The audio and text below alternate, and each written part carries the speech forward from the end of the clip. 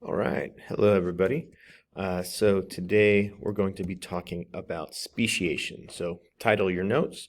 Make sure you copy down the target. Think about that. Use that for writing your summary, that sort of thing.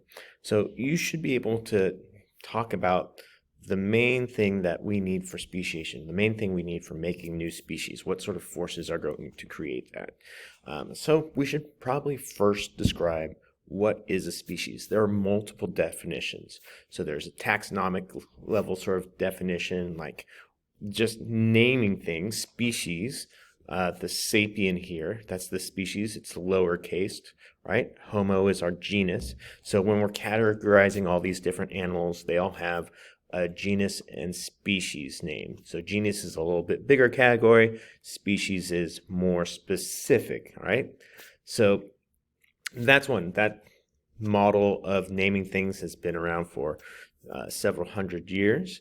And we also have a kind of more biologic definition, a group of similar organisms that have the potential to interbreed and in nature. So we do have organisms that if we put them together in a cage sort of thing, they'll do it, but they wouldn't normally do it in nature. But we also have to be able to produce fertile offspring. So often the examples given of a horse and a donkey, they'll make a mule, but that mule is infertile and can't mate with other mules to make new mules. So it's not its own species. So kind of the question that we've talked about before, does evolution always produce new species? No, it doesn't. So you can have changes, just like we've talked about Del Campo before. It's a population of organisms. The amount of, let's talk about skin pigmentation and hair color pigmentation, all that sort of stuff, melanin, that pigment, right? We could look at genes in that and talk about how that's changed over the last 70 years. Are we a new breed of species of humans here at Del Campo? No, we're still humans, but just the frequencies of different traits have changed over time. That's a lot of what we're talking about with microevolution. But that doesn't always produce new species. In order to produce new species, we need isolation. And so isolation, we're going to kind of put in two different categories. Is it prezygotic? So remember, zygote is the sperm and egg come together, they make a new organism. So prezygotic means there's some isolation keeping that zygote from forming. Postzygotic means there's a zygote that forms, but there's still something after that keeping it from making new healthy offspring, that sort of thing. And so we're going to talk about allopatric speciation, parapatric speciation, peripatric, sympatric. All those are different types of speciation. We're really going to focus on sympatric and allopatric for this course. So we have isolation. Here we have an example where we've got a population of rabbits, and then the climate changes, something happens to the environment, and now, like we have this river, now these two populations are separated. And notice again, there is variation within this population. We talked about how variation is very important. And over here, that climate has changed, and now the environment's changed. And so these two are going to need different adaptations. So reproductive isolation is going to be an example of prezygotic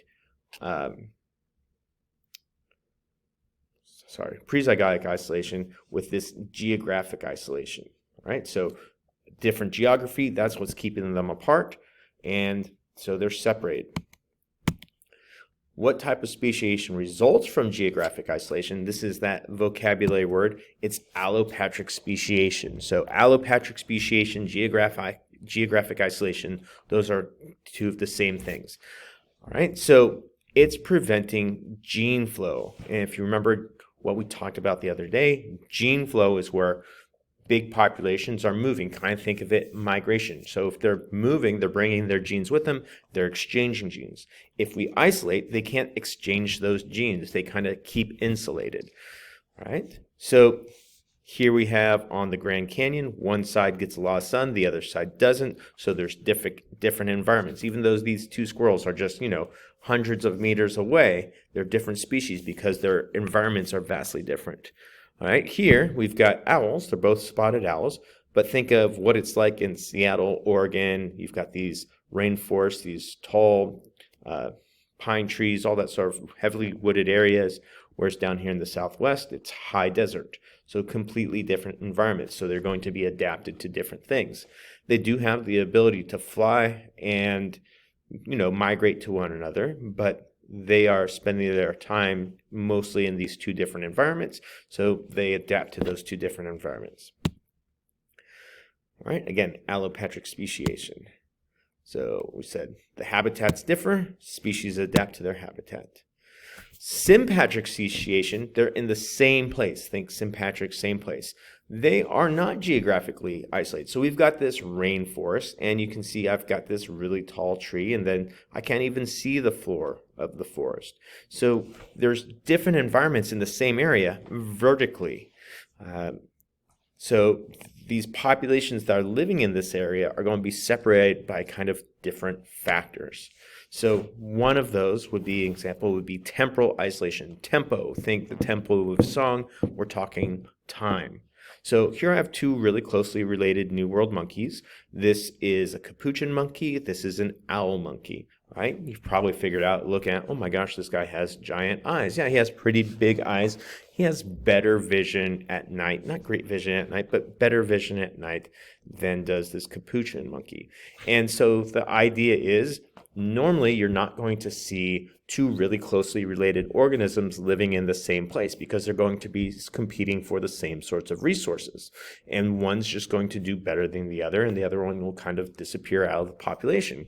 What happened is we probably had some monkeys that were staying up later, and then these guys over here, and they slowly adapted, probably ran into other monkeys that were like them, staying up later, and they weren't competing for the same resources, and they were able to survive and reproduce. And the ones that had bigger and bigger eyes were better able to see their food and find it, and they stayed up later. And over, thousands, millions of years, they became very different to where they didn't interact with the other monkeys. Okay. Behavioral isolation. All right. Again, we've watched a few videos about different birds. These are two songbirds, and they are so closely related, they just choose not to breed with one another because they have different songs. And there's a little radio segment that I will link to so you can hear about these birds. This little Science Friday segment. So listen to it. We are seeing these birds isolate from each other based on their migratory patterns, what they eat, their songs, and all that. So it's a good little radio segment to listen to. Mechanical isolation, just like it sounds, mechanics, how things fit together, right? So these two snails are very similar, but if you notice, their shells spin the opposite way, and their gonads, their sexual organs, are on different sides. So this male cannot reproduce with this female, or vice versa. I'm not sure what it is. They may even be hermaphroditic in the fact that they have both sex organs, but they can't line up. And so they can't have sex, so they can't make fertile offspring. Again, where this is pre-zygotic, they're keeping from making the zygote. Here we have some sea urchins. So sea urchins, they just release their gametes into the ocean, so they can randomly run into other gametes, but they want to make sure that they're mixing with the same species. So they have recognition proteins on the outside of those cells, on the outside of the sperm and the eggs, that recognize, hey, are you the same species as I am? And if they're not, they can't fertilize. Niche segregation or niche segregation, we're kind of going all the way back to that picture of the canopy in the jungle again, where you can think of animals having kind of, not just animals, but organisms in general, all kind of have their special roles. They're specialized for certain things. Some have more generalist roles, some are super specialized and do something a very specific way. Can kind of think of it like the job market. So I have, again, 3 different monkeys, all New World monkeys, pretty closely related to each other, all things considered. And they have different jobs. This is a Spider monkey. It's a frugivore, so it eats mainly fruits. It travels long distance high in the canopy, kind of medium canopy, going and grabbing fruit, right? Well, this guy is much smaller. He's about this big. He's not going to be able to run faster and swing faster from tree to tree and grab more fruit. This guy's, cat size. He's going to be much more equipped to grab fruit. But that's fine because this guy doesn't eat fruit. He's a gumnivore. They kind of scratch at the bark to get it to ooze out its gum, and they eat the tree sap. They also eat insects. So this guy is mostly frugivorous, eating mostly fruit. This guy is mostly eating the gum and then supplementing with different insects, things like that. And he can go even higher up into tree canopy because he's so small. And then I have this big howler monkey, and they mostly stay pretty sedentary in the trees, kind of up middle of the tree. But he's not eating fruit the same way. He's mostly an herbivore, mostly eating young leaves. So all eating and doing different jobs, so they're not directly competing with each other. They have their own niche. So I'm going to pop this video in the link so you can watch it. They should get credit. They made it, the Amoeba Sisters, so I'm not going to push play and screen grab it. That's not good. You should watch this, continue to add your notes. It's going to compare the allopatric and sympatric speciation. I'm not going to play it. There we go. Hold on.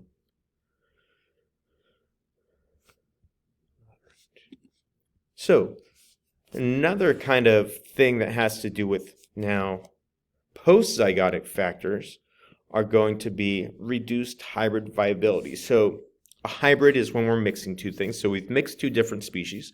They're closely related enough to where they would create an offspring, but this is not viable. It's not going to survive very well.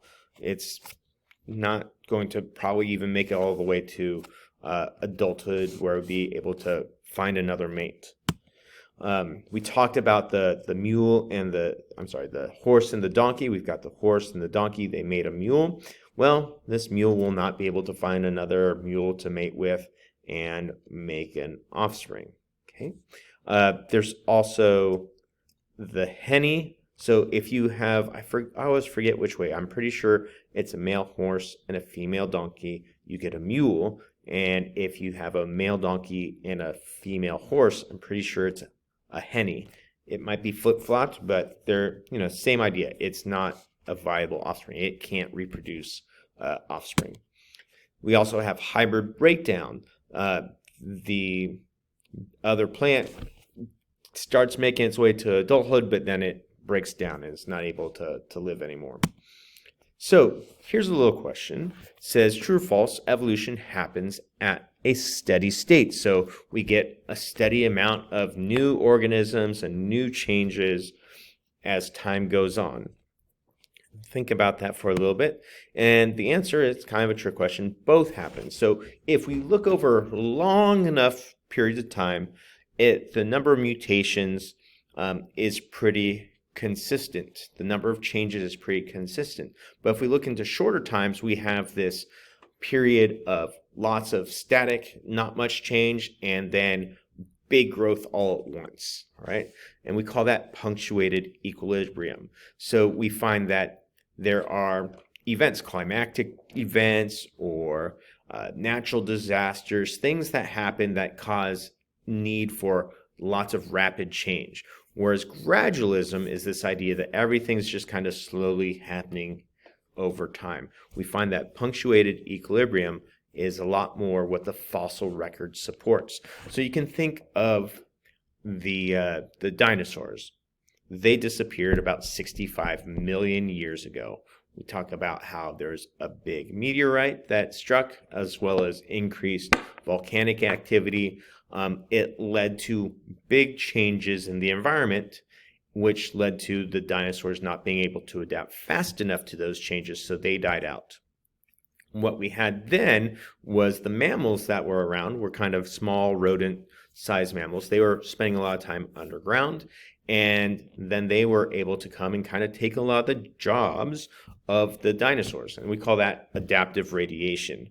So adaptive radiation is this idea that there's all these openings in the ecosystems, those different niches, and you go from having just a couple species to now a lot of diverse specialized species. So here we go. Here's a nice little definition. Adaptive radiation is a process in which organisms diversify rapidly from ancestral species into a multitude of new forms, particularly when the new change in the environment makes new resources available, alters biotic interactions, or opens new environmental niches. So I'm sure you heard of in 7th grade, but 7th grade was a long time ago, Darwin's finches. We had an ancestral finch near what's now present-day Ecuador, leave, go to the Galapagos Islands, and each of those islands was slightly different with different environment, and those finches adapted. A lot of times we talk about their colors, their beak size, the strength of their beak, what food they were eating was different, so their beaks adapted to the food. That's adaptive radiation. So that finch is kind of the classic example of the adaptive radiation. Darwin's finch, the Galapagos finch, whatever you want to call them. Okay. So here's another video you should watch. Again, it's going to review the same things, add those to your notes. So I'm going to have you skip this part, and I've got another assignment for you to do. Let me pause this. I've printed copies of this. This reviews a lot of the information that we talked about. You're just going to add little captions, kind of summarize your notes onto this. It's kind of visualized it for you, giving you examples, pre-zygotic, post-zygotic, all right? Well, this is my zygote because I've got my sperm and an egg. That makes my zygote. Tell me what a species is. What does it mean? What does speciation mean? You're kind of organizing your notes into some graphics, so add some things, all right? What's sympatric speciation? Give an example. Show what's happening here. Make your own explanation. Talk about extinction. How does extinction relate to this? It's kind of like the opposite of speciation. So extinction, we're losing species. Speciation, we're making species. But it still can be related, like we talked about the mass extinction of the dinosaurs. We lost a bunch of species, but that kind of allowed for new species to take that in, right? I will also put a little key up here to help you out, give you some ideas, but I prefer you to put your ideas on there, all right? Hope that was helpful. Have a great day.